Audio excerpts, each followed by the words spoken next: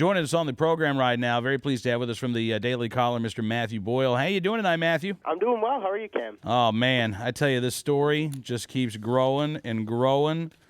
The latest, you reported this afternoon, a spokesman for House Oversight Committee Chairman Darrell Issa says that this goes bigger than ATF Director Ken Melson. I mean, we heard Issa say that Melson should go, but by no means does that mean that the investigation's over, even if Melson resigns. Well, I do have to give credit to all my colleagues in the mainstream media. They are starting to cover this story, but they missed this.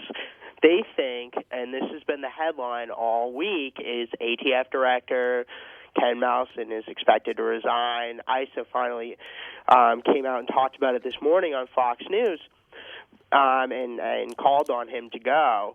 But does that mean it's over? And I don't think anybody really wrote that story. So I started looking into it and starting to figure, well, is this over now?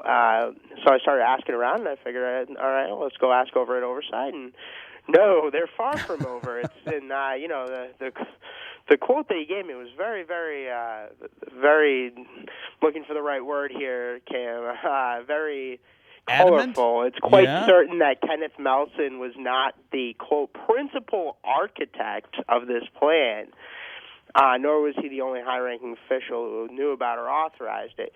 So, I mean, once again, we need to, we're still, investigations are really heating up now. Summer's underway, and we'll see who in the administration is as high as it goes. I mean, a lot of people are speculating this may go as high as Eric Holder, and, we've been saying that since the beginning. We want to know. Right. Absolutely. Representative Issa was on NRA News last week, and he made similar comments. Listen to what the congressman said last week. Well, one of the rules that we have is that we go vertical. We start at the bottom and we work up whenever possible.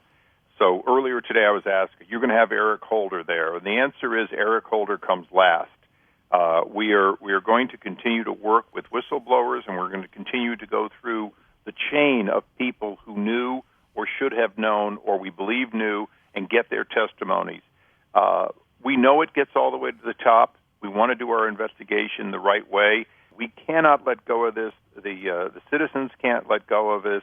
This is an administration that continues to talk about reinstituting an assault weapon ban, and the first ban should be on federal agents promoting assault weapons getting in the hands of known bad people.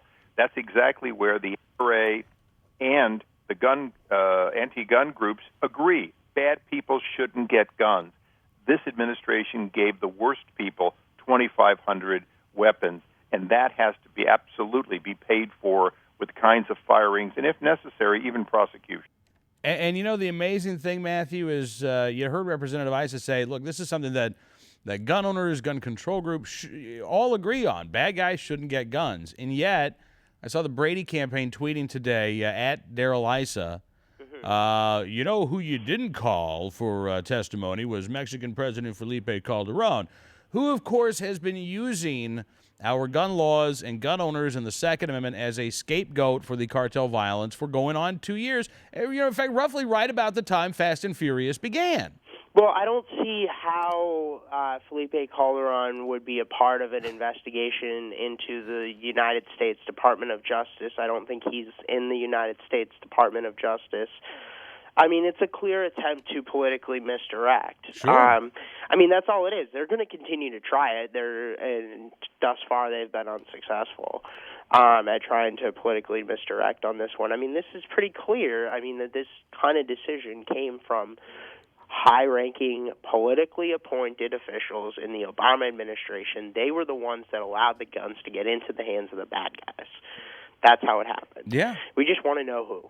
Yeah. And as Congressman Issa has been saying all along, he works vertically. So he starts at the bottom, gets all of his details right, and that's what he's doing right now. So he's going through the proper procedures and channels of an investigation. This is what you have to do. And right now what we're seeing is the the really politically heated parts of the investigation coming out. I mean, you've got the acting director of the ATF being talked about resigning.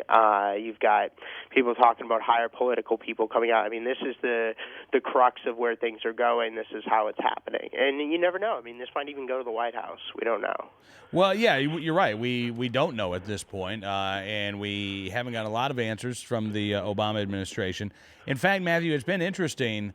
I guess it's that old Rahm Emanuel maxim being played out here. Never let a crisis go to waste, because almost concurrently with the news or the speculation that Ken Melson was going to resign, you had the speculation that President Obama would bring Andrew Traver to D.C., would call once again for Traver's confirmation as a permanent head of the ATF. And Traver, he was opposed by the NRA when his name was first offered up as a permanent director to head up the agency because of his longtime associations with anti-gunners.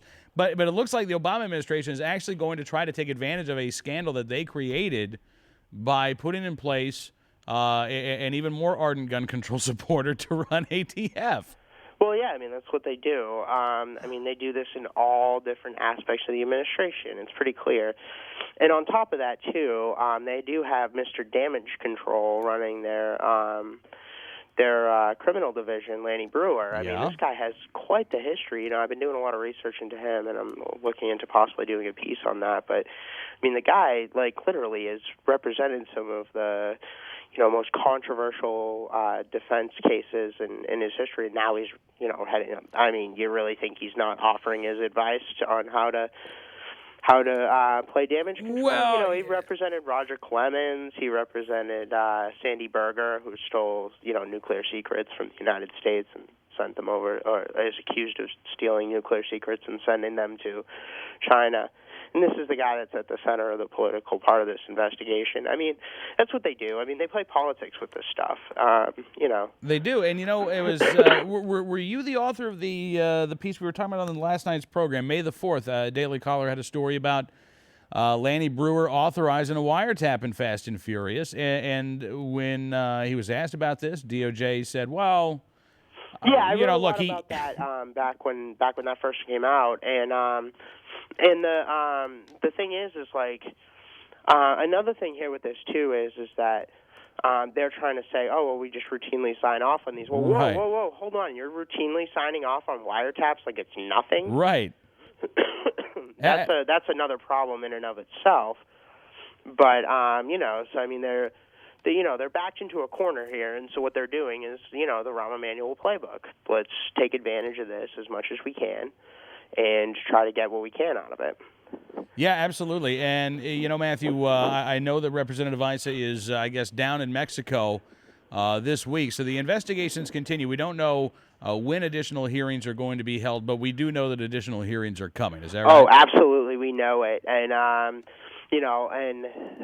these guys are keep looking into this. And the other thing to keep an eye out for as things move forward is if and when, I think everybody can kind of expect Melson to resign, but if and when he does, our Agent Brian Terry's family members going to pursue legal action against him at that point, and who does he hire for legal representation? Those are some questions that will be coming up in the near future. Yeah. All right. Well, listen, Matthew, appreciate you coming on the program, sir. It's an incredible story, and there are new twists and turns every day, it seems. All right. Thank you so much, Cam.